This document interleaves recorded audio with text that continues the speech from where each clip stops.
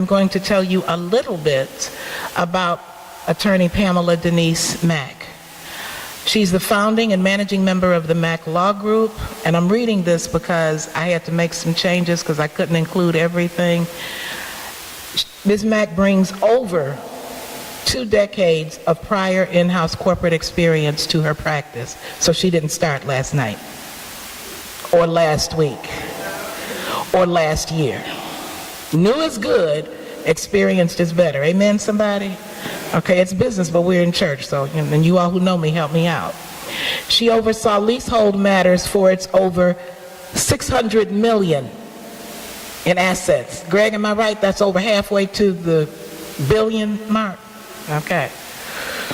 She went on to serve as House Corporate Counsel for the world's largest inventory services with operations in over 40 countries. Some of us can't get past Detroit. She's done well. She draws on her wealth of experience to offer emerging and established businesses and individuals the benefit of her in-house experience. Her expertise extends from corporate executive to the important business of providing counsel to business owners and families on preserving their legacies with business succession and estate planning. Bachelor of Science, Business Administration, Wayne State University, University of Detroit. Numerous affiliations and award, and because I'm an author, this is the one that caught me. She has published a children's book, My Name is Judah. She's the co-author of the Retirement Startup Kit. She's been featured as a guest on PBS American Black Journal. She has graced us with her presence. God has blessed us for her to share her wisdom. I present to you attorney Pamela Denise Mack. Good morning. I'm very grateful for the opportunity to speak with you this morning about a topic that is so near and dear to my heart. I'm really grateful when I have the opportunity to come to the community and talk about an issue that can make the difference between preserving generational wealth or leaving our children with burden. So without further ado, I'm going to talk to you about safeguarding your future. Again, I'm Pamela Mack. Just a few words of a legal disclaimer. This content is really for general informational purposes only. It is not intended to provide you with any legal advice specifically regarding your situation. Again, Dorma, I think she did a phenomenal job of kind of giving you the overview of what I do, so I'm not going to go over that again. One of the proud roles that I serve in is being the mom of a son that's on his way off to college, and so all of this information, what I'm sharing with you is things that I've had to address my own self. Okay. A good man leaves an inheritance for his children's children. As I considered that, as I go around and I speak with a lot of churches, I thought about this verse in terms of, God doesn't waste words. And so if he says that a good man leaves an inheritance for his children's children, that means everyone in the body can leave an inheritance. When I talk to a lot of community members, they believe, well, I don't have enough. An inheritance doesn't have to be $1 million estate. It simply means sometimes passing on what you have so that the next generation can benefit it, and then on to the next generation and the next generation. And so I'm going to give you a fictitious person to really kind of drive this concept home. But as I'm talking about this fictitious individual, you can put yourself and your assets in the shoes of this individual, because estate planning is for everybody. And you're going to see how the difference between planning can make the difference between leaving a burden or leaving a stepping stone for the next generation. So meet Renee. So Renee is a single mom. She's 40. She has a minor child, Benjamin. She has a best friend, Cindy. We'll talk about why that's important. Her mother and father live in Alabama, and she has 3 siblings that are all adults. Put yourself in the shoes of this individual. So it could be, my name is Pam, I'm 50 whatever, I have a best friend here, my family members live in Nevada, I'm a widow, I'm retired. So put yourself in the shoes of this individual. The reason I give this example is because this gives a perspective for a number of things, like if you have a minor child, how your estate plan might look different. So we're going to talk about Renee's assets. So again, you can literally put your assets, your situation in Renee. So she happens to be, many people in our community are now business owners because they own investment property, right? So they might have an LLC, they may have a small business. She has a $100,000 life insurance policy from her current employer. She has about $10,000 in savings, $5,000 in checking, $250,000 in a 401k. She has a condominium. Its value is $250,000. She has a mortgage and she has some equity. She has an accident. So before I talk about estate planning, I'm going to talk to you about what an estate plan is. Most people think that estate planning is what you do after you die, but estate planning starts well before then. And it's very important to understand what portion of your plan, how having a pre-death plan. So when I talk to my clients, I divide estate planning so they can understand it into what we do to plan for while we're alive, and what we do to plan for after we pass away. So she has an accident. She's traveling. Again, she's a single mom. She's here in Michigan. Her relatives are out of state. She gets into an accident. Her best friend is at work. Her young child is at the preschool. Her parents are out of town, and her siblings are here in Detroit. So what happens to her assets and her estate will depend on if she did any pre-death planning. And we're going to talk about the documents that are involved in pre-death planning. So she's incapacitated, she's in the hospital, and what happens next to her assets and her situations, and her situation depends on whether or not she did anything to plan for this. What are the basics in pre-death planning?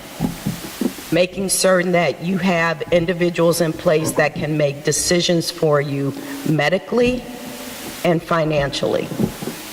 So let's talk about what that might look like. So she's in the hospital. She has 3 siblings. She's in critical condition.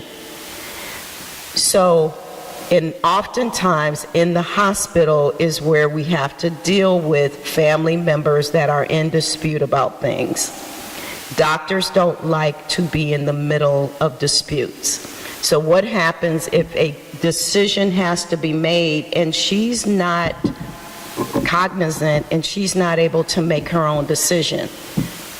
Well, she came into my office and we talked about her situation. I would say to her, we need to designate someone by way of a legal document so that that individual is empowered to make a decision.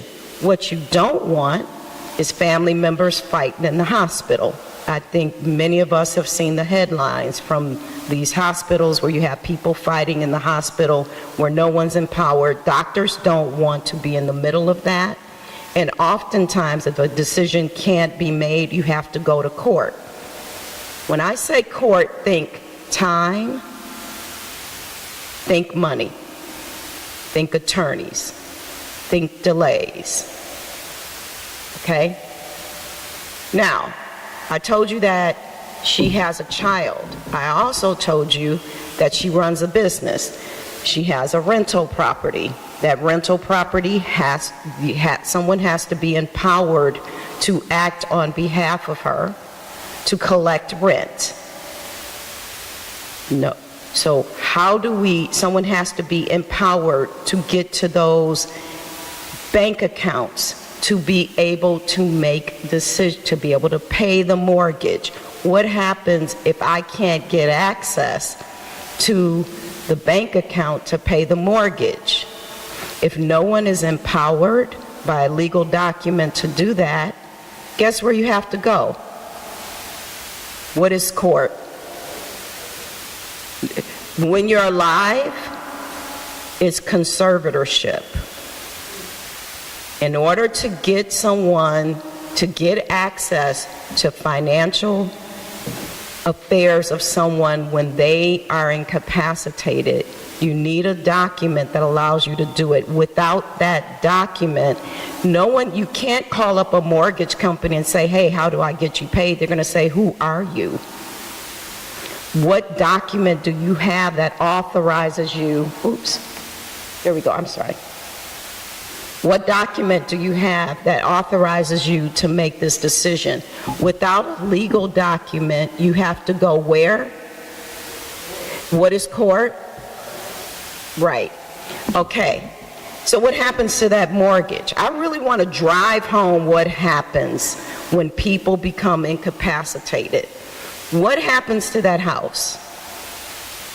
It goes into foreclosure. While we have to go to the court and ask the judge to appoint a person that, guess what? You may not want that person over your financial affairs, right?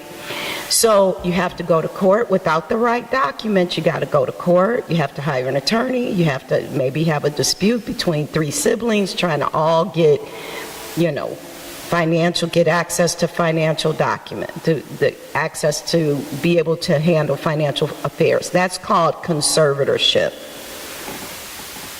There's another aspect of it that's called guardianship. So these are all things easily addressed with legal documents, but without them, this is what you have. Potential disputes over health care without a plan, okay? Disputes, you've got individuals that have to go and petition the court to be able to pay her bills. Meantime, her car note's not being paid. Her mortgage is not being paid. So think about time and money. So by the time all of these things happen, any money that she had, let's go back to her, I'm not sure how to go back. If we go back to her assets, that money that she had in the bank account, by the time the person is able to access it, that's money out of the door that could have been going to pay the car note, pay the house note, pay daycare.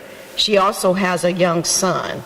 So people are going to be fighting over that 3-year-old. You got grandparents that are probably trying, get that 3-year-old out of the state.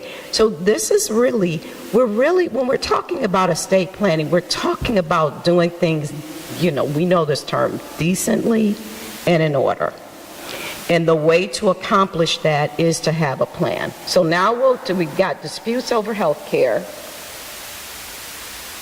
Pastor, I might need some help up here because I can't advance.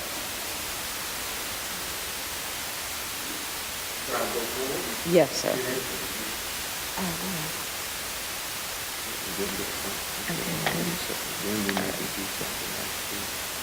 Okay, get it bigger there.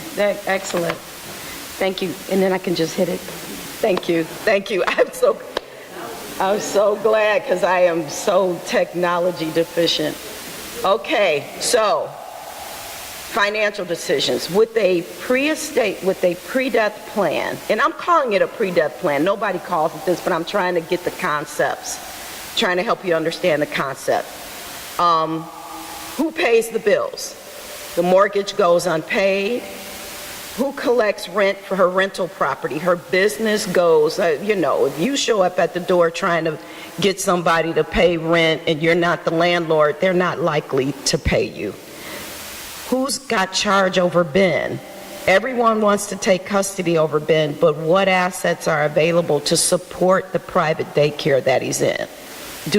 If you have any questions along the way, I want this to be interactive, so please ask raise your hand, I'm happy to answer.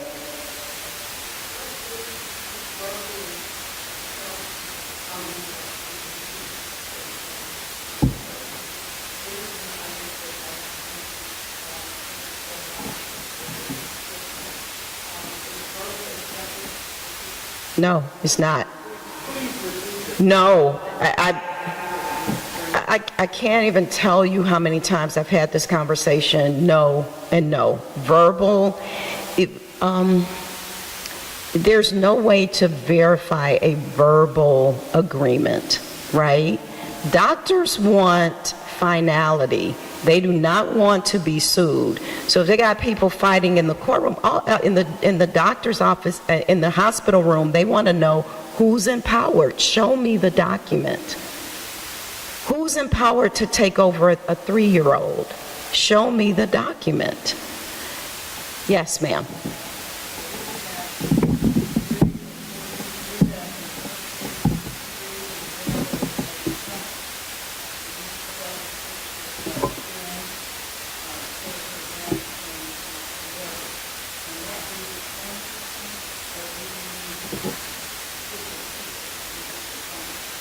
That's a great question, and when we counsel our clients on this, and we really counsel our clients on this, sometimes the person best suited to take physical custody of the child is not the best person to handle financial affairs.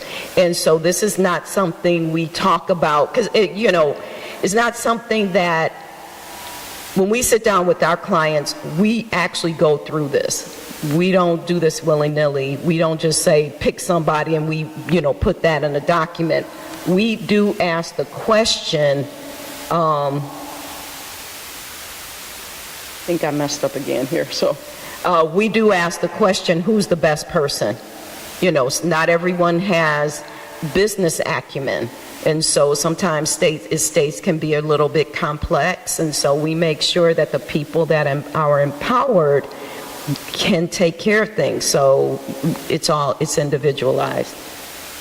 Question?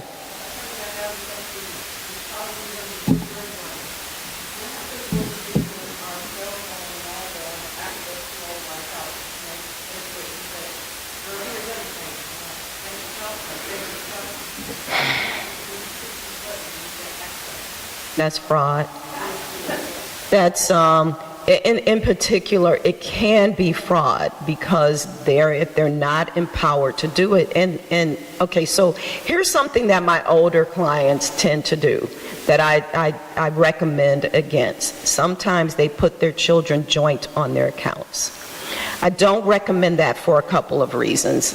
And I understand that really it is a matter of convenience. However, there are a number of reasons we recommend against that.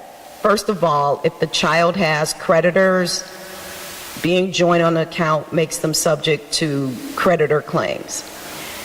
If you have a child who has children that are on their way to college, being joint on an account with you impacts their ability to secure financial aid. So that becomes a part of the universe of their assets. So that's, the other thing with having kids that are joint on your account, and I know that nobody's kids do this, but there is, it becomes tempting. What is yours is mine.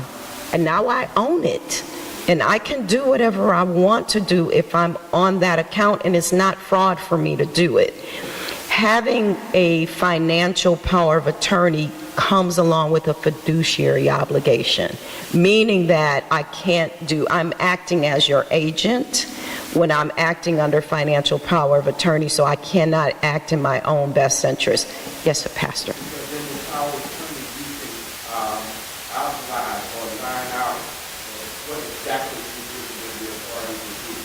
That is absolutely correct. So it can be as expansive, as broad as you want, or it can be very narrow.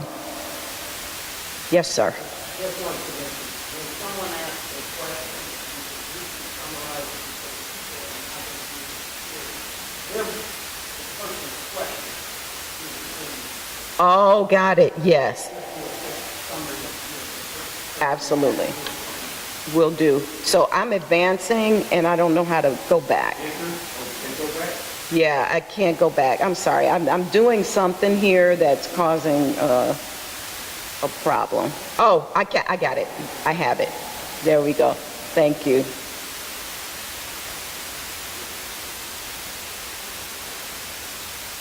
Well, there we go.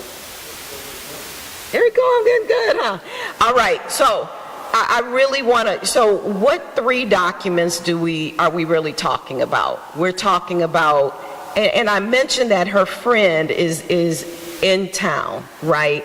So you might want to designate. So if I were Renee, what I would do is I would designate somebody that I trusted to be able to at least talk to medical professionals.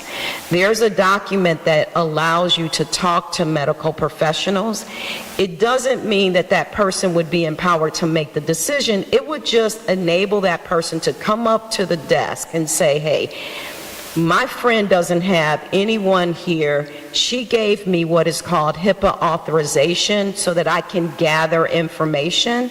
Having a local person that is able to just access information allows them to communicate then to people who might be out of town who are trying to get information, right? So they're out of town. We said Renee is here alone. A lot of people are single. As you get older, kids may be out of town. It's a good idea to have someone in place that can gather information, maybe not make decisions, but can gather information for the individuals who you designate to make the decisions. Now, you designate people to make decisions under the medical durable power of attorney. So that's your second document in your pre-death planning. Your third document in your pre-death planning is your financial power of attorney. Medical durable power of attorney. Yeah, it's called a lot of things. It's called patient advocate. You're going to see a number of different terms for it, but we call it the medical power of attorney. It can be called medical durable power of attorney. It can be called patient advocate. It is the document that, empowers someone to actually make a decision, because not everybody wants the same decision when they are unable to make medical decisions. Sometimes people don't want to remain in a persistent vegetative state. If they let that person know, that person's empowered to make the decision. Yes, sir. That's okay. No, please ask.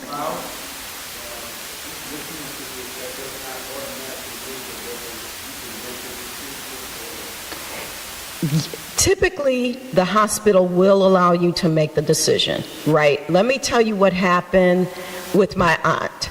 So I had my aunt, they live in Nevada, and her husband, my aunt, was experiencing some early stages of dementia.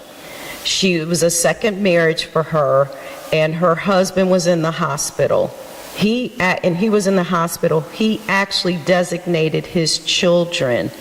People have different circumstances, so he designated his children to make those decisions. And so then, sort of said, my wife is not in a position to do this. Typically speaking, as husbands and wives go in, the husband or the spouse is empowered, but sometimes you don't want to empower your spouse to make the decision. You may want someone else to make it.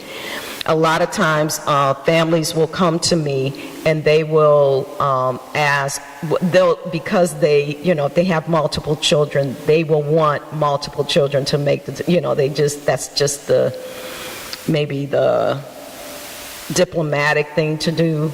But sometimes you don't want 3 and 4 people making decisions. You want the child or the person in place that can make the decision that you want. And so a lot goes into this other than just think, oh, well, even with the financial power of attorney. So the pastor asked, isn't the spouse typically the person, even without a legal document, empowered to make decisions? And the answer is typically yes. But you do have second marriage situations that may be a little bit more complex. Also, with financial powers of attorney, a lot of couples come to me and they say, well, my spouse is on everything. We don't need that. You need a financial power of attorney, both of you, because there are things that I'll give you an example where a husband had a policy through his employer where it was disability insurance. He got into a state where he couldn't make decisions. She did not have a financial power of attorney, and that company was not going to release the benefits because to the spouse to coordinate on behalf of her husband because the policy was in his name, which seems ridiculous. However, again, as you're planning what you're doing within the attorney's mind, what we're doing is we are planning for a situation where if there's a medical emergency, if there is an emergency or a situation where someone cannot act on their behalf, that legally everybody around them or the people who they choose are empowered with a legal document. If the document is legally sound, then you're in a much better position than trying to rely on the fact that you think that you might have a good situation in place. Does that make sense? Yes, sir. I was going to say, with the medical portion too, you could add something relative to do not discuss those kind of instructions, because that provides that roadmap for those that are trying to come to a decision as to your wishes. Absolutely. However, I would say this. Having, documents are great, but you need to have conversations with individuals who are taking the action. I can't tell you how many times I've drafted legal documents and the individuals that are responsible for, acting in those roles, they don't know. Amen. Yes, sir. Thank you. The people that empower to make the decisions don't have a clue. They don't even know what to do. And so you got to talk to people. If they have if they're empowered with the document, all they have to do is show the fact that they're the power of attorney. No one's going to look at the terms of that document. They're just going to say, okay, I see you're, especially for the patient advocate.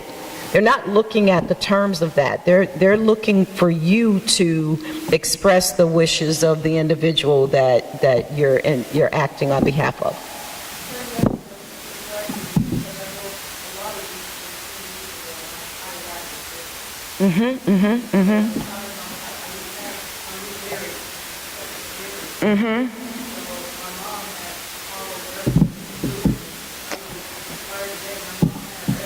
Yep. Yeah.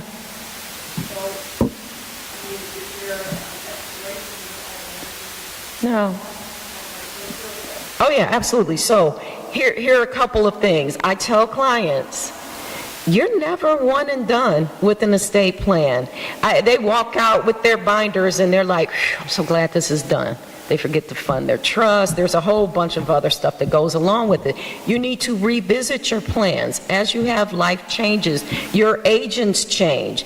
Your situation now is going to be different. When I drafted my plan, my son was 8 years old. He's now an adult. And so I have to think differently, is designed for him, but I have to constantly go and think about like who's appropriate to be his agent now, who's appropriate to be my agent, things like that. So yes, you have to revisit them. There is no expiration date. Yes, ma'am.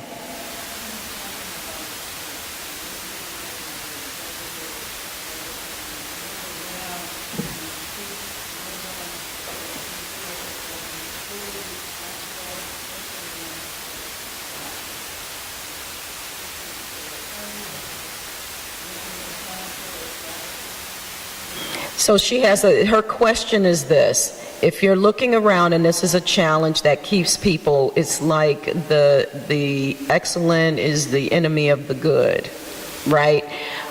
Many times you look around and you don't see that person that is trustworthy or around. It's a difficult thing to grapple with. However, I don't know what other attorneys do. We don't act in that capacity. If you have, it can be very costly to hire someone to manage. You know, we're going to talk about the post-death sort of things, that tools that we use, but it can be expensive to hire a company to do it. I do not serve, our law firm doesn't serve in that capacity. It's just something you have to do. You know, I tell people all the time, pray. Ask the Lord, who around me? Sometimes it's not your son, it's not your daughter. It is, sometimes it's that person at the church who's your trusted, you know, who comes by, who feeds you, you know, that kind of thing. And in which case it is very important to get those documents in place, because those kids are going to come out of the woodworks, you know. It just is what it is. We all know, we know the situations. Any other questions? All right, let's move on. So, excellent questions. So you're starting to understand how all of this comes together and the importance of having it. So, the unfortunate happens. So she does pass away. What happens next is going to depend on that second part of the estate planning session that I sit down with my clients to do, is what happens when someone dies, depends on the post-death planning that's in place. Next slide, please. Okay, so we have a lot of different tools that we use for post-death planning, and it does not look the same for everybody. I will say that an estate plan is as individual as you are. So I have clients that will come to me and they'll be, I'm retired, I have a savings account, I have a checking account, I have a paid off home, I have, you know, I'm not worried about my kids. What does my estate plan look like? Okay, so we're going to put Renee aside for a moment. I'm going to talk about what I see in a lot of clients. Again, they say, hey, I've got a life insurance policy, I've got a paid off house, I have a checking account, a savings account, and a car. That is what I would call a modest plan, and we do not, and what they say is, I don't want my children to have to fight over this house or to be stuck in probate. Those plans look like all of the pre-planning stuff that we talked about. Because one thing I did mention, just to put a fine point on the pre-death planning, so many people in our community are starting to experience some level of dementia. The importance of having the plan in place before those cognitive issues start to present themselves is because once they can't understand completely what they're doing, we can't help them. So where does that attribute to? And that's the court, which is both time and money. So the time to get the pre-death planning, the time to get any of this planning done is now. Before the accident, before the dementia, before those cognitive issues start to present themselves, so that we are confident as attorneys when we're talking to you or to, usually it's the sister, you know, it's the kids that are bringing the family members in. I have to be confident in a meeting with that person face to face that they understand what they're doing. So I have to run them through, like, why are you here? What do you want? Do you understand this? And they have to understand it both when we meet with them and again when they're signing. So the time to do it is now. Okay, I'm gonna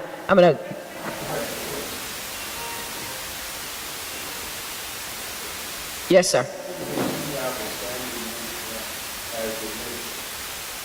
I to this answer, when you talk to them, say, maybe you need to do this, and they don't do it.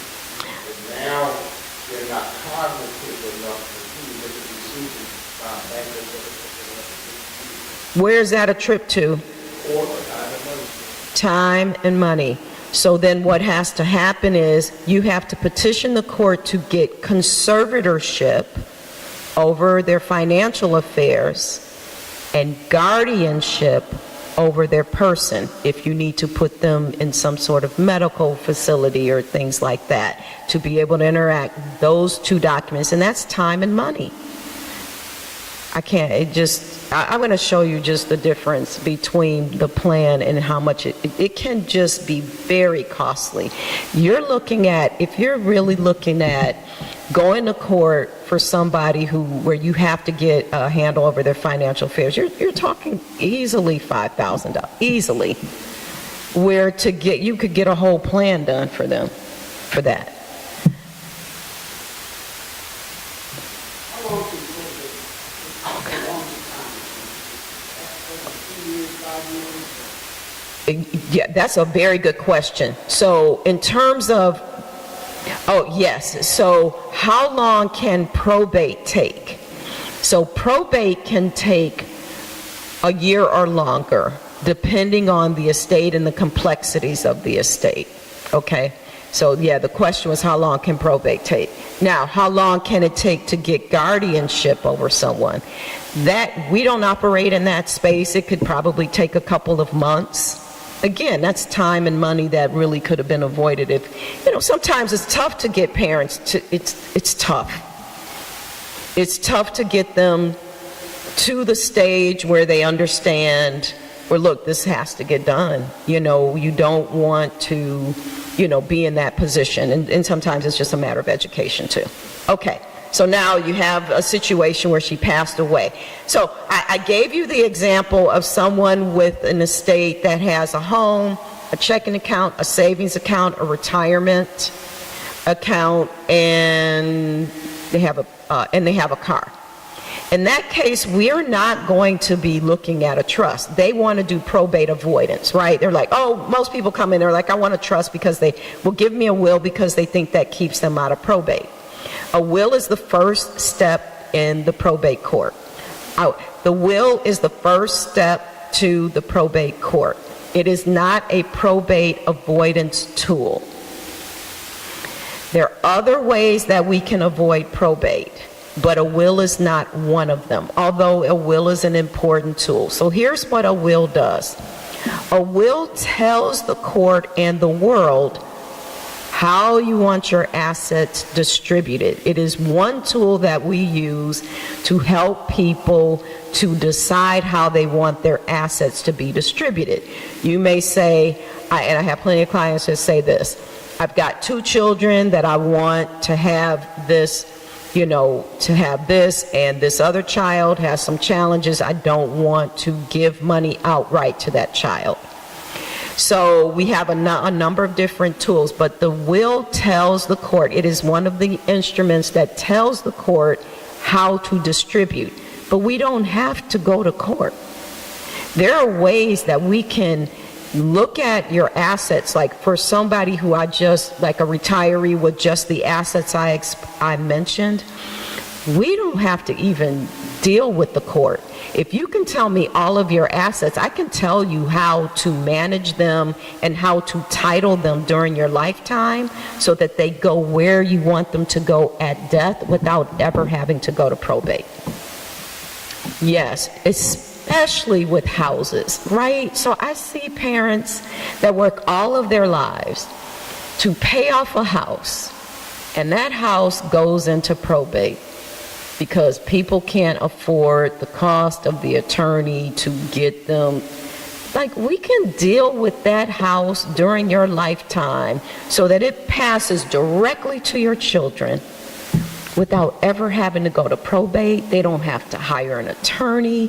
It is such a beautiful, we have so many great tools that we can use if you come to us.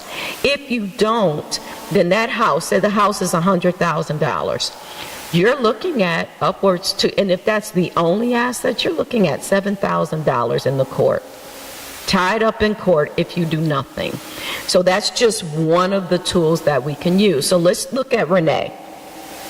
So she has no will, so her assets are going to be tied up in probate. So she has that investment property that's going to be tied up in probate. She's got her personal condo with almost $100,000, I think I said, in equity, tied up in probate. Trust, she's going to have no guardian for her child. This is a really important way in which we protect our children when they're minors. A will is a way to designate the person that you want to serve as the guardian of your child. Otherwise, you're going to have a fight. I would much rather tell the court by way of a will who I want to take care of my minor child than to have people fighting over my child. He's no longer a child, I don't have a 3-year-old, but to have in-laws, sometimes different family members, and then have that child be with somebody that you know they're not supposed to be with. Questions? Pastor, yes. With the topic, permanent deal with Spectre, do you have to something like that? Oh, absolutely. Yeah, they have to be filed. Each one has a different signing requirement, notarization. So the question was, do they have to be signed, notarized, witnessed?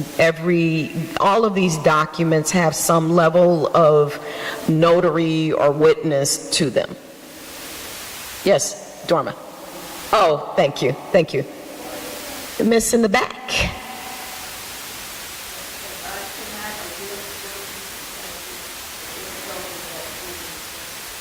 Yeah, it can be contested. We know Aretha Franklin had her, Lord have mercy.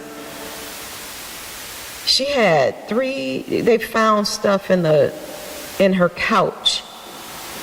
People don't want to deal with this. I don't care how much money. Prince didn't have a will. James Brown, people don't want to deal with this, or for whatever reason we think that we're going to last forever. So can wills be contested? Yes. We like to use a tool when they work with us. We like to say, if you contest, you get nothing. We can do that, and it's enforceable.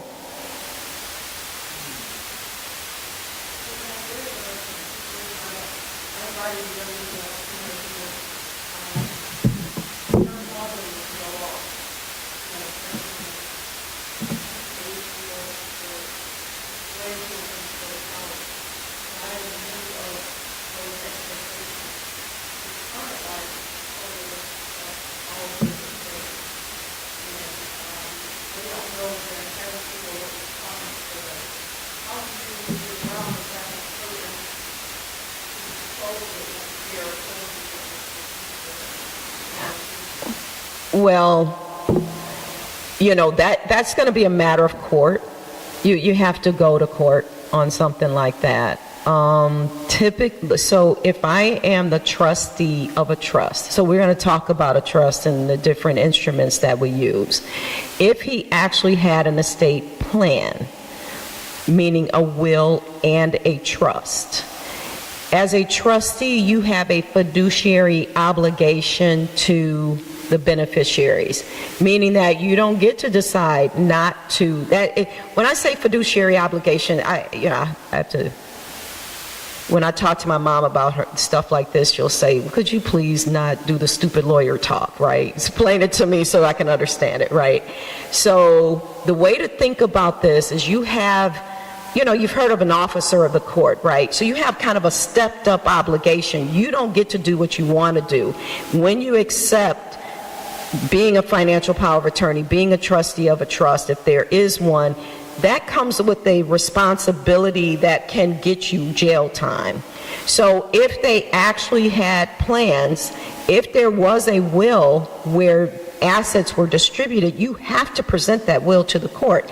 If there was a trust that was designed, that trust you have to do what that trust says.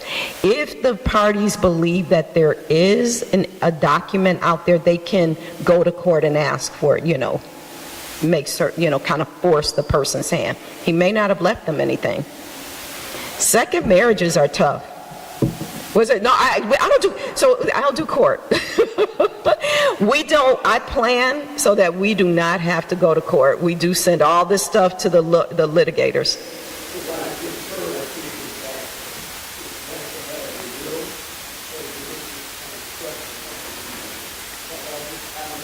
No, I'm going to talk about the instruments. I haven't really explained what they are just yet. What I say about the will, I don't want to get in the weeds, and I want to help you guys to understand. So a will, if you have a will, it says, I have $1 million. I want you, court, to distribute that. If it's still in my name when I die, I want you to send $1 million to my, $500,000 to my brother, the rest to my son Jeremiah. Okay? And then the court will, whoever I appoint as the personal representative under the will have to present the will to the court. The court gives them the authority, they go to the bank and they distribute, right? If I have a will. If I have a minor child, a good reason to have a will when you have a minor child is because the will also say, I want Jeremiah, if he's a minor, I want custody of Jeremiah to go, I want him to be raised by my brother, to be his guardian. Okay, that's one instrument. You don't always have to have a will to avoid probate. Does that make it clear? And then I'm going to talk about a trust.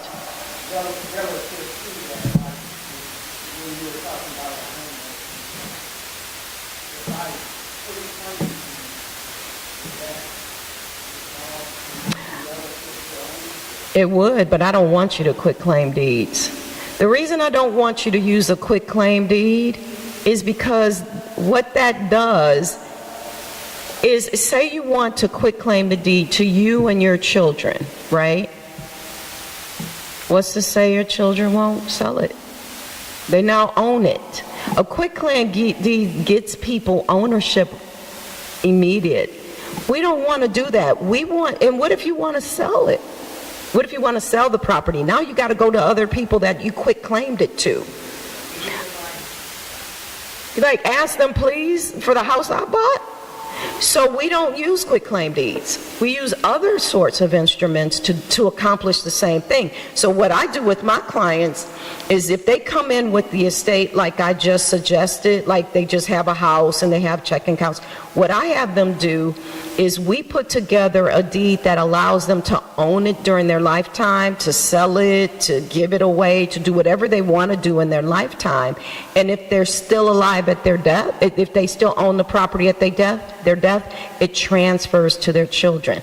The good thing about that, and let me know if I'm getting beyond you, but the beautiful thing about that is we have parents that bought houses, say they bought houses in Indian Village, or they bought them in, some of these neighborhoods where they bought them for like $35,000 and they're now like $350,000. There is a thing called capital gains tax.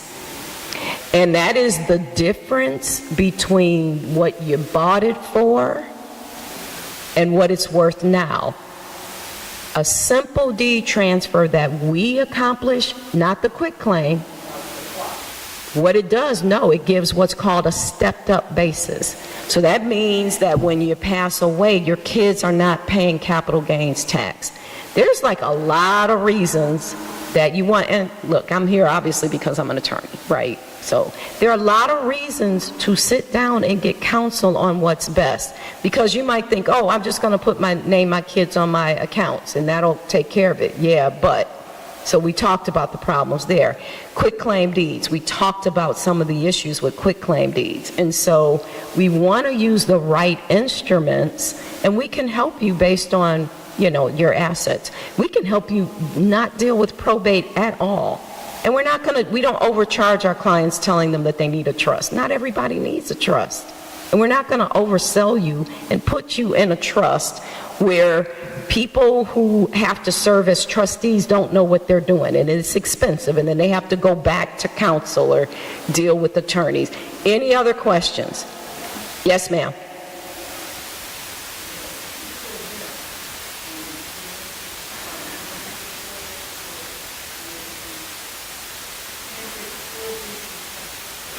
I can put in, so she asked about contest. Can people contest wills? Yes, they can.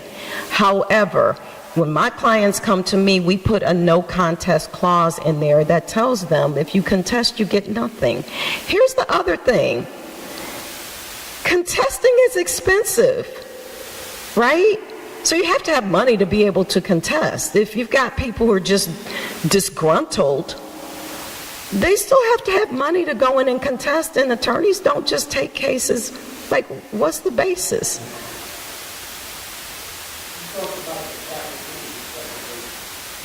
Yes, sir. No, it does. Because that what it does is it gives the stepped-up basis to the child. And so they don't have to pay the difference between the value that you bought it at and the new value.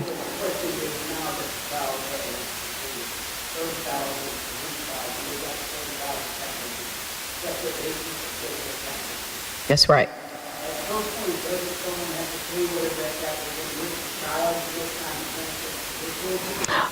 Not if they do the same thing. So then they can continue to do. This is how, I'm sure you understand this. This is how wealth is built, right? So let me tell you, I have a lot of union members, right? I had a union member that came into my office. This is what he had. He was a child care worker. I'm not sure how much he made an hour, a modest salary, but he got his house in Berkeley from his father. His daughter, he only had one child, his daughter had her own house, and she was single. The dad was single. He had this house. He had, a retirement. He had a savings account. He said, can you create an estate plan for me? If something happens to me, I want my daughter to be able to step in, take care of my financial affairs, all of that. So we took care of the pre-death planning. On the post-death side of things, he was like, do you think I need a trust? I said, no, sir, you do not need a trust. Here's what we're going to do. We are going to transfer the house that you own to your daughter. She will never have to go to probate. We are going to we're going to name your daughter beneficiaries on all of your accounts. We're going to give her financial power of attorney so that if anything happens to you and while you're still alive, she'll be able to come in and act without having to go to court. So and she had her own house. So what we did for him, we did a deed that he keeps the house during his lifetime. Again, remember, he got this from his father, probably in the 60s in Berkeley. I don't know if you guys know what the value of the houses now in Berkeley are. They have risen significantly. So now now we're not talking about property tax and uncapping, property taxes are totally different, but we're talking about the difference in value. So I don't know how much the father spent, but he gave it to his son. His son, when he passes away, will give that property to his daughter. His daughter will not have to pay the difference in the value, right? So if they got it for $35,000, father owns this, it's now $350,000, he will transfer it to his daughter. She won't pay the difference in that capital gains tax. So this is what she has. Instead of putting her in the hole, making her go to court, making her spend money, this daughter now who has followed in her father's footstep with a, modest salary, all of the things her dad has, now she has 2 pieces of property. She has her own property, and she now has that property that has passed now 2 generations. This is how you build generational wealth. Let me tell you what would happen if he did not do what we recommended and do that transfer deed.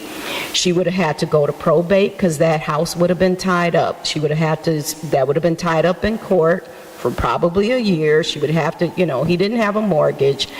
She wouldn't have had to pay a mortgage. But do you see, this is the difference between putting his daughter in the hole, and now she gets whatever he has in her accounts. In his accounts, it passed to her. When he passes away, she'll get it automatically. She's empowered to help him while he's living. If he gets dementia, she won't have to go to court and ask the court, please, this is what I'm talking about. It does not take a lot of wealth in order to do things decently in order and to make sure that your kids don't end up in a position where they are in the hole trying to dig out every generation. This is us, every generation. Yes, sir. Whenever the house is sold, Mm-hmm. you have to pay. No, sir. So when the house is sold, if she put that house on the market, say the house now, the question was, who has to pay those capital gains? It feels like we're putting off the capital gains tax, right? Seems like we're putting that off.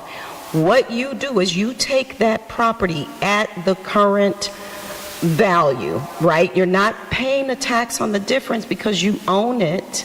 When you sell it, if you sell it for $50,000 more, then you have to pay, you get the tax on whatever that value when you sell it. But you don't have to pay that difference. When you use the right instrument, you do not have to pay that.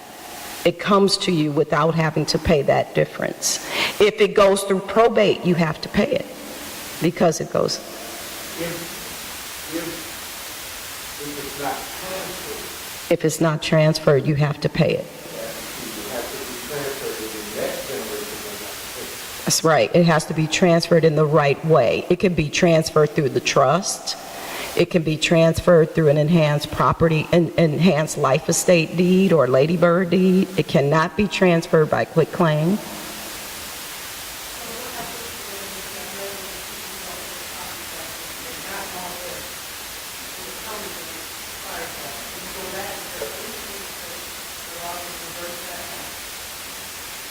You mean if you do nothing?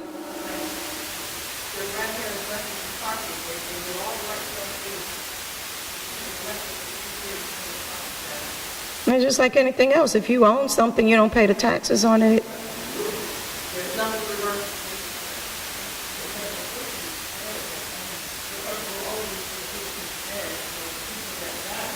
Have to pay it. Yeah. A lot of times what happens is during this process, during the probate process, during the probate process, this is when those taxes and insurance and the roof is falling apart and all that other stuff. I want to be mindful of the time. You guys are asking phenomenal questions. I'm here. I will stay here as long as you want, but I want to be mindful of people's time.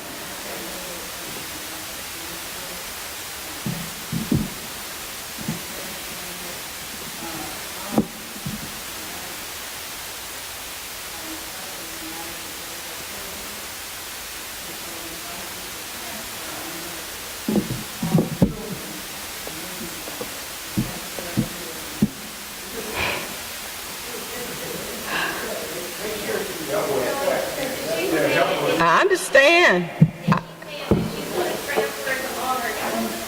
Yeah, so here, it gets complex, and this is really beyond, but you're asking great questions because these come up all the time with my clients. So you want to give it to all three of your kids, which is fine, we can do that by deed.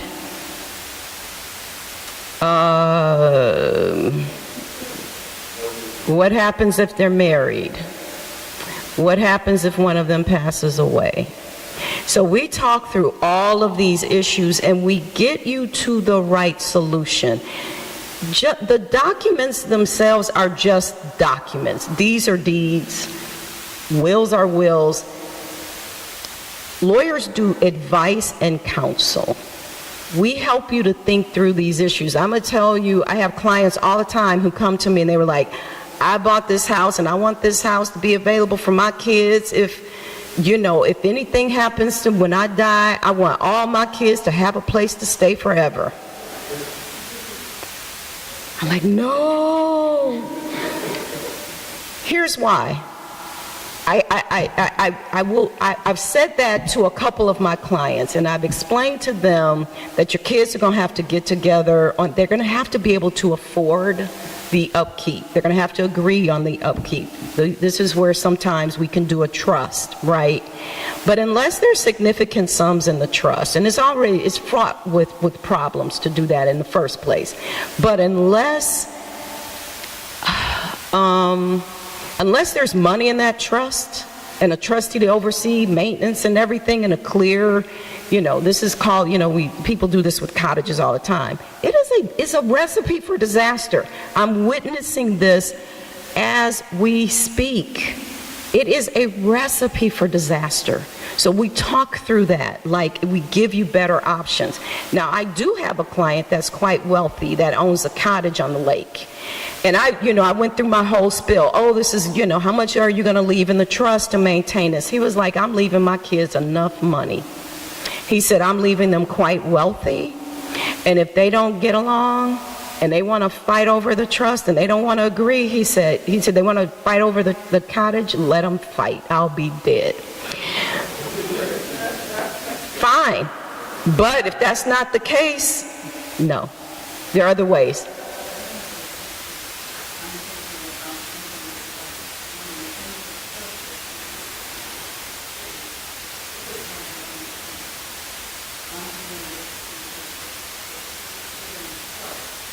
Yeah. So, yeah, absolutely.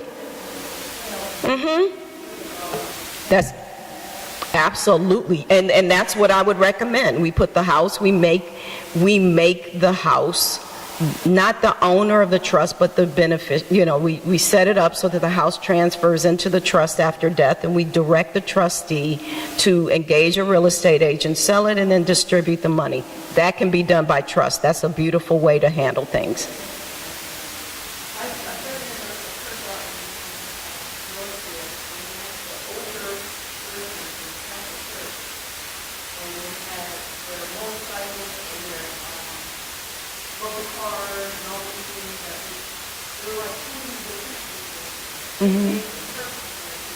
Absolutely. Yep. Yes, absolutely. Absolutely. I'll come here and sit down with all y'all and draft all your plans. I'll sit right here in this church. One of the beautiful things about planning is that a lot of us have life insurance. We can name the church a beneficiary of, a portion of that life insurance, creating.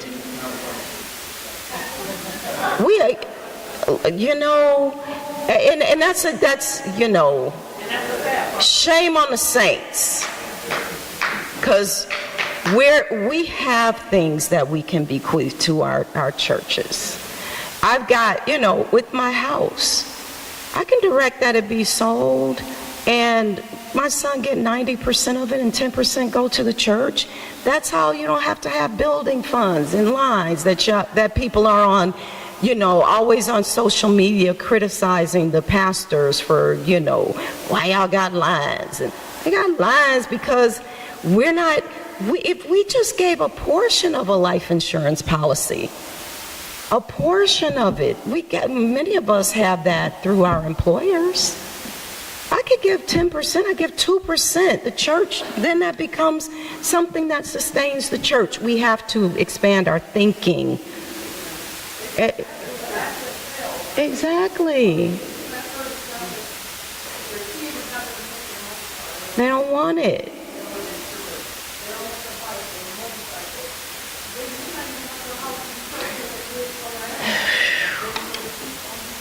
Exactly. And a little bit goes a long way. So that's one of the instruments. We talked about deed transfer. That's one of the so we have her die post-death with doing nothing, not putting together a trust, not dealing with, maybe before death transfers, changes in beneficiaries, transfer deeds. Without doing any of that stuff, her estate's going to be tied up. Next. Okay, so this is the plan. We're going to court. The mortgage is going unpaid. No resources are available to hire an attorney for probate. Your cash accounts are tied up. When you die, the financial power of attorney is no longer valid. If you had one, it's no longer valid. When you die, your bank accounts are shut down. You can't get to them. Guardianship over Ben is going to be fought. costly disputes, conservatorship for Ben, for whatever financial. Don't put children as beneficiaries on anything because they can't receive them. I always have my clients to put together a trust for their children. And whatever assets they have will go into the trust and they're distributed orderly. A trust, think of a trust like this. A trust is like a house that you build. And whatever is in the house when you die, somebody can open the door, read the instructions, which are your trust instructions, and they can distribute everything out of the house without asking anybody's permission. It's all private. We put no contest clause in there because second marriages, sometimes spouses in second marriages want to take care of their spouses and they don't want to take care of their kids. And kids feel very entitled. How dare you not leave me anything? They feel entitled. Sometimes kids don't even show up. So especially when I'm working with second marriages, I spend a lot of time talking about what do we want to do? How do we want to provide? Sometimes parents or, people will say specifically, I want nothing to go to this child, or I leave $10 and that's my intention and I want to disinherit it. So we can do that as well. So next slide, please. Yes, sir.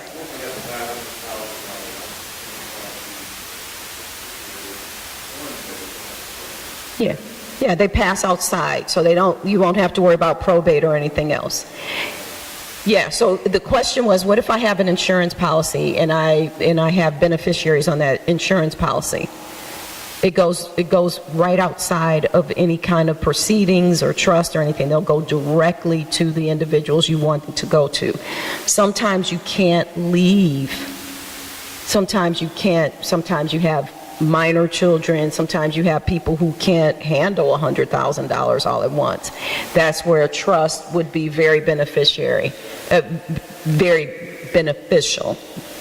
It would be very beneficial to say, hey, or you might have somebody that has special needs. I talk to a lot of parents that are, managing children or individuals with special needs. You can't give money directly to individuals that are receiving, benefits. Like a lot of times my younger clients will want to leave money to their parents, and if they're receiving some sort of benefits, you don't want to do that directly.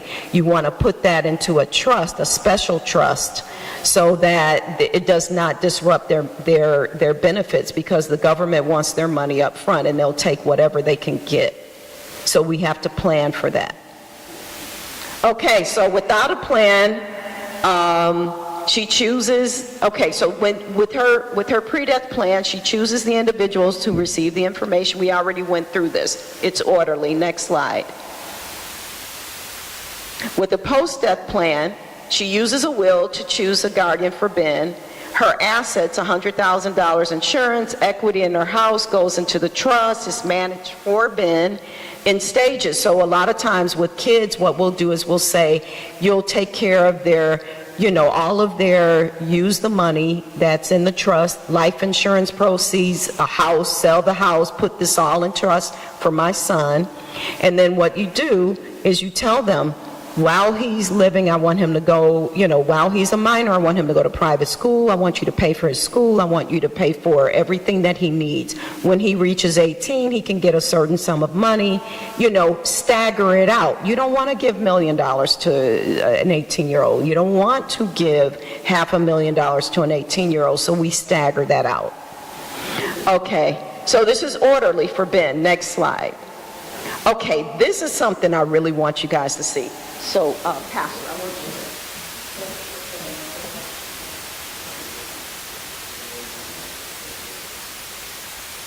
Are we seeing what I'm saying?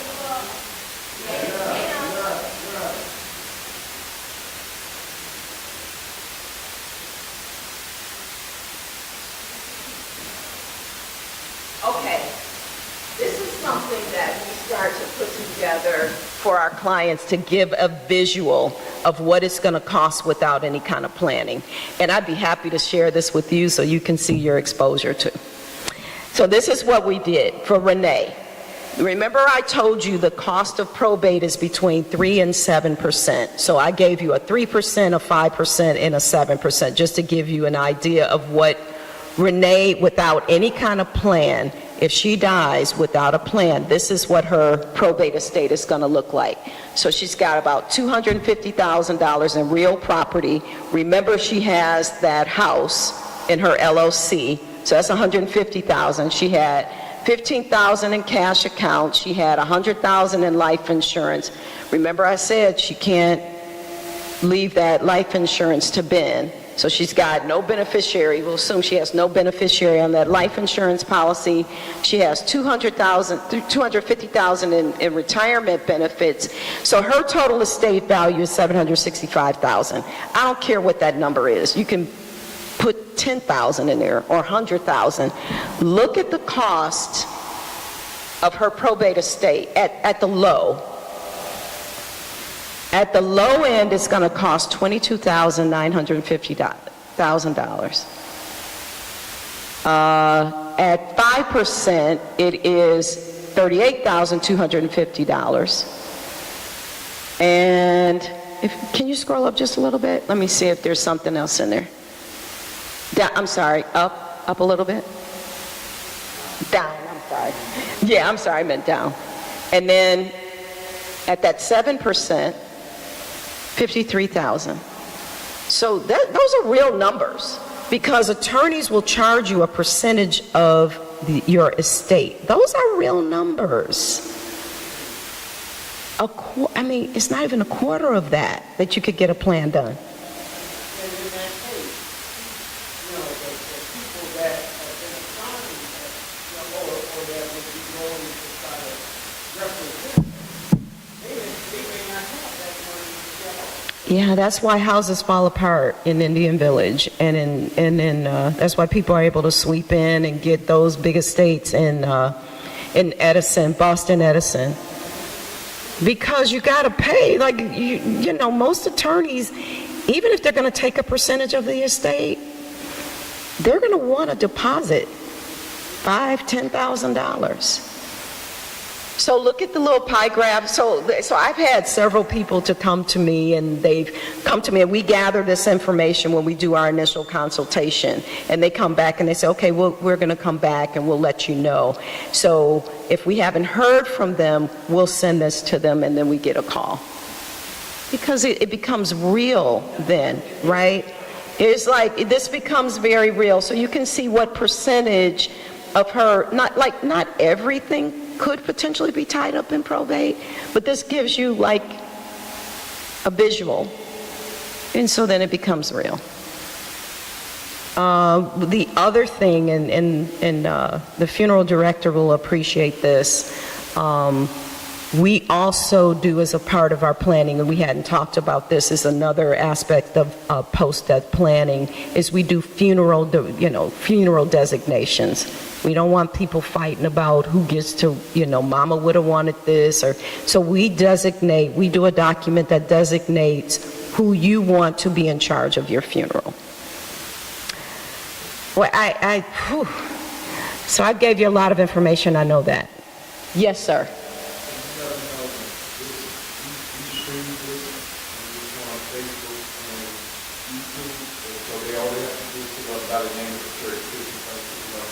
Excellent. So that way, if you miss something, you can go back and watch it. Also, if you want to Okay, absolutely. So I thank you so much for attending. The pastor just indicated that all of this is streaming on social media channels. You just need to look up the name of the church. Also, outside, there's one other thing. Who has young adults that are headed off to college or are out of the house, but they're still young adults? You have oh, he's 30, okay. Okay. All right, we're also talking about the fact that once young adults become young adults and they're headed off to college, they need plans too. We don't do a full plan for them. I have a 19-year-old, 18-year-old headed off to college, so I handed him his documents. I'm like, here, sir, here's your power of attorney, medical documents, financial power of attorney, and then also a waiver so that I can get to those college grades if I need to. His dad and I could get to the grades, so.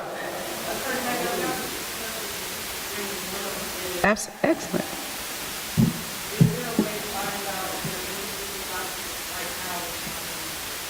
No. I mean, I don't know where you're going to find them.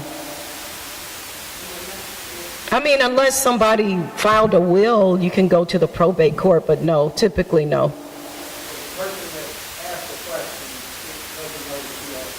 Oh, okay, the question is there any way legally to find out if there's any way to find out if there are legal documents somewhere with their name on it? And I don't know how you would do that.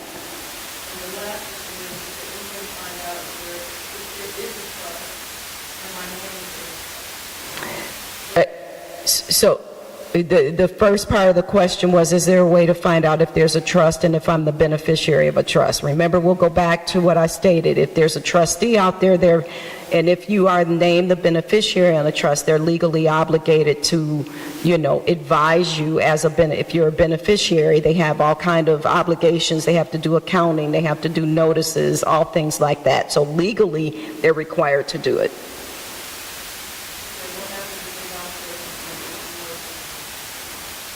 If they're not sharing information and you know that you're named in a trust, the only course of action that you have is to go to court, but you have to prove it, and then, you have to retain counsel for that. Somebody else had a question?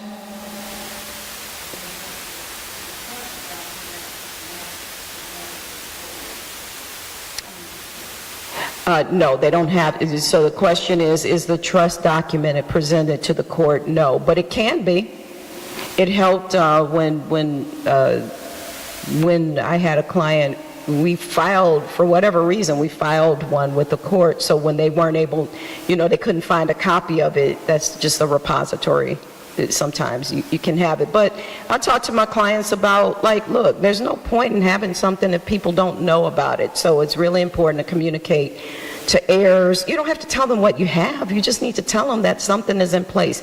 We work closely with their financial planners, their life insurance agents many times. Question?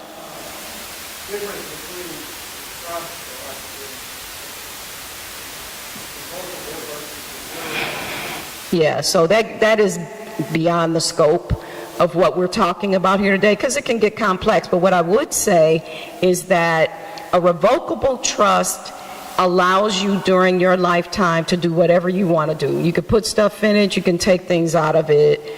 There are reasons for asset protection, vehicles that people decide to do irrevocable trust, but what that means is that you don't have any real access to or authority over those assets that are in the trust.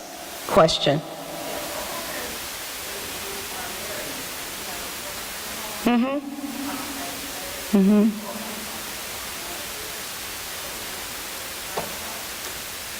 You're both, you mean you're both on the loan, but you're not both on the deed? On both, yeah. So just most married. So the question is, what happens to a marital home when one spouse passes away? Typically, marital homes are owned as joint tenancies, meaning that when one person disappears or passes away, the other person owns it outright. A lot of homes are subject to mortgages, which is why you also don't want to do quitclaim deeds.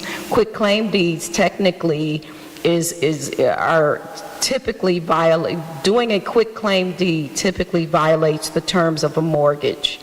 It can allow a mortgage to accelerate because you can't get rid of your home during your lifetime, that's subject to a mortgage.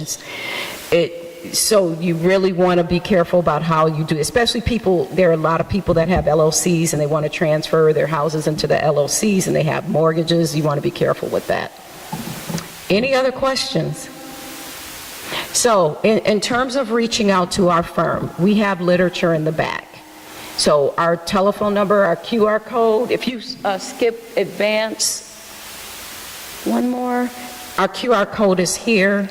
It enables you, if you go there, you'll be able to get a consultation with us, sign up for a consultation. In the back, we have sign up. We have a number of different ways where you can communicate with us. We have a QR code back there that will allow you to give us your information and let us know if you want to have a consultation. We will do that as well. My name is Attorney Pamela Mack. I am the principal attorney with the Mack Law Group, and we're in Bloomfield Hills. We make it very easy for you to interact with us because we will do video conferences. Most of what we do is by video. We are the law firm that started up during the pandemic, and so we just got used to the convenience and of being able to speak with you, by video. When it's time to sign your documents, you come to our office, or we'll send a team to you. We make it very easy for you to work with us. Yes, ma'am.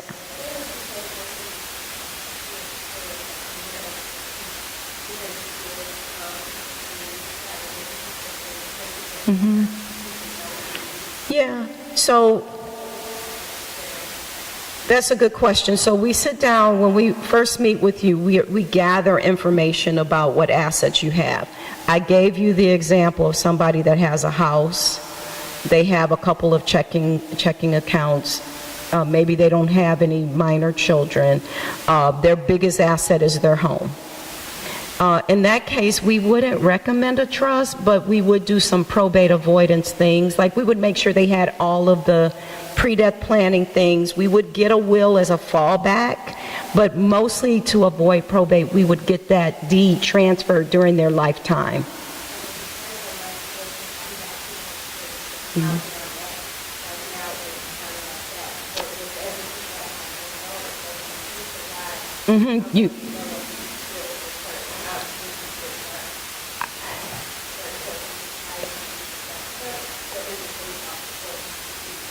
It is based off what you have, but if you have minor children, you want a trust. You want a trust. It doesn't, yeah. You want a trust because, first of all, you'll have assets that if you passed away today, how old are your children? Okay, for sure. So, say for example, you passed away today. You want someone who's designated that you trust to be able to take possession of those assets, right? And you want instructions for that person to say, hey, I want you to use these funds to take care of my children, to put them in school, whatever it is. Say you got a $100,000, $50,000 policy from your life insurance. You put that in the trust. It's an orderly way to make sure your kids are provided for. Absolutely, I would not have minor children without a trust. Otherwise, what you going to do with the money if you pass away? Who's going to get it? Right, because before I came here today, I would have made the decision. And now I know separately. No. Yeah, because you want to put, how much money you want to put in the hands of a 6-year-old? They won't be able to take it anyway. So somebody's got to go to court. They have to ask the court for permission. And they may not be the people you want. It's probably going to be the people that you least want to manage your kids. It's going to be the first one if they know you have money. But I don't want to disparage people. I really don't. Lawyers can be jaded because we see all the worst of things in cases. We just see the ugliness in people. Estates can, like, death brings out ugliness. One more question. Is like, is insurance policy something that you put in trust or understand? Yeah, we would typically name the trust a beneficiary of a life insurance policy so that it can kind of go in, like it goes into the trust, and then there are resources available to distribute out. Like, my son's not getting all my money right now. Even though he's 18, he's not getting everything. He's not, he don't even know how to open it. He didn't know what he's doing. Either way it goes, I want to like one person that's able to invest in that. Absolutely. Yes, great question. Yes, sir. Based on what she said, I have one question about the bill, and one of the reasons I was also included here is because of children. Rarely, all the years I've been doing this, I rarely see a family not have a fallen out. I've seen children not treat each other. Over, yeah. And so my question is, what you said about the will, sometimes if a person, you get in mind at a young age, even though they also think if something happens to me, I want this person to have my children so that they don't have to mind going to the court to snatch the children until they want it. That's where the will, that's a very good question. So he says, how do you avoid, I'm going to summarize your question, how do you avoid fights over your children?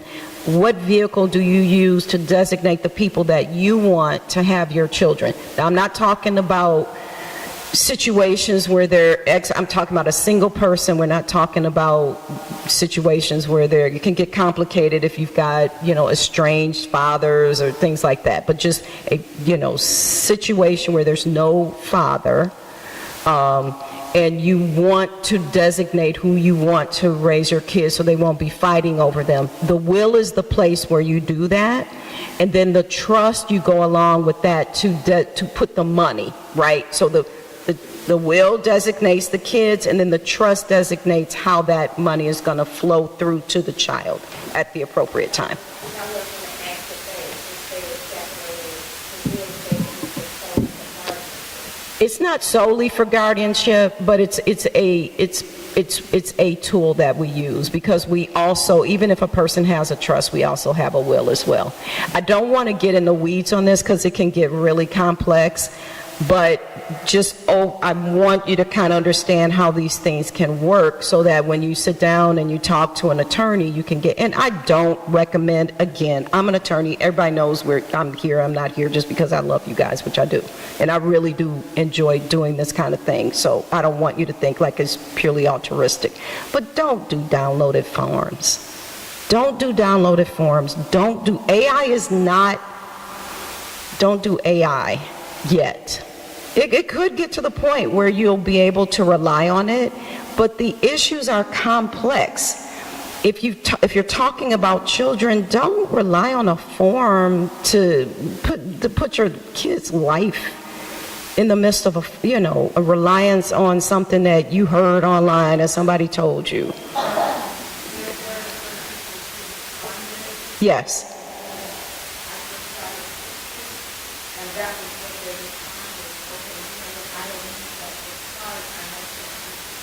Oh, Jesus. Okay.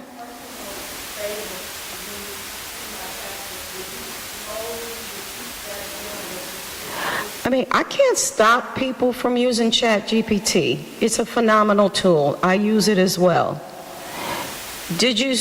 What I will underscore is that when you rely on these tools, you gotta know it's not enough to have documents. I send my clients away with documents all the time, and sometimes they still end up in probate court because there are things you need to do. Your estate is as individual as your assets. Your estate will not look like my estate. You got minor kids, I got adult kids. Some of you are in retirement, some of you are past retirement. You're like, hey, do not rely on, you can do what you want to do.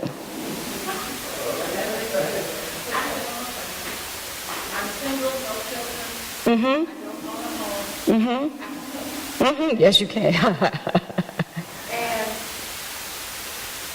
my basic asset, my intellectual property. So,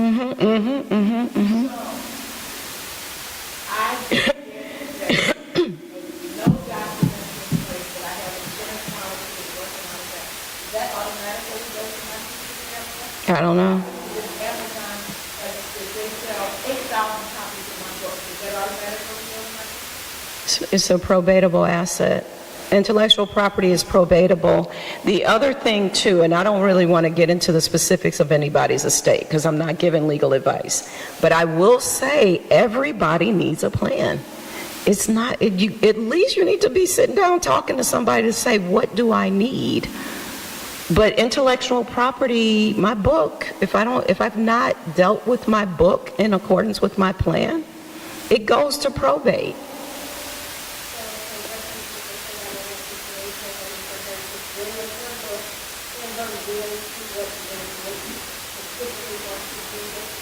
It's a tool. I'll say it's a tool. It may be a will, it may be another tool. It may be another tool. Again, every plan is individual. I'm going to take one more question. One final question. Make sure, can I cover this? Absolutely. So an estate plan is the will and the trust? Or, I mean, is it broken up? What's the exact name of the estate plan? You tell me, what did I say about, I'm a quiz y'all. What is included in the plan? When I sit down with my clients, am I just talking about what happens after death? That's right. That's a part of the plan. So part of the plan is planning for, so Dorma, in your case, what happens if you can't interact with Amazon? You're still alive. Part of your plan is pre-death planning. So there are a whole bunch of tools that we use pre-death. And then, that's right. And The will and the trust are separate tools that are used for the planning of whatever it is that you have based on your lifetime. exactly. Wills, excellent, thank you. So what she said was, for everyone's benefit, what is included in a plan? An estate plan has a minimum of 5 documents. Pre-death, HIPAA, healthcare power of attorney, financial power of attorney, a will, maybe a trust, beneficiary changes if you don't have a trust, deed transfers. So there are a minimum of 5 documents that will be included in the plan, but it can be a lot more. It can be many more, but to get your mind around, like a plan is literally just think. That's excellent, excellent. Thank you very much. You guys have been a fantastic audience. Thank you. My cards are outside. There's some literature about our firm outside. The QR code gets you connected with us. We'd love to see you. Thank you for being such a great audience. I appreciate you. All righty. You're welcome. Thank you, Ms. Mack. When I invited her, we didn't have to, I'm sorry, you know how shy I am. When we invited her, we didn't have to beg. She didn't carry me through any changes. She only asked who, what, when, where, why, and how. So thank you, Ms. Mack. Thank you. And the Bible says, my people are destroyed for... Lack of knowledge. And we have that. So let's make sure that we get it right, because when I sell those $1 million of books, and I've got that policy, I want my church to get the tithing and for Pam to get hers, okay? And Doretha and Marquita and Laura and Mr. Royster and Reverend Dr. Thomas John Wilson, Michael Muse, and Brother Howard Malone. We have to make sure that everybody gets their fair share. Thank you. Well, but if it's $1 a piece, they can't say at least I remember them. Thank you so much for coming. Thank you, everybody. Thank you.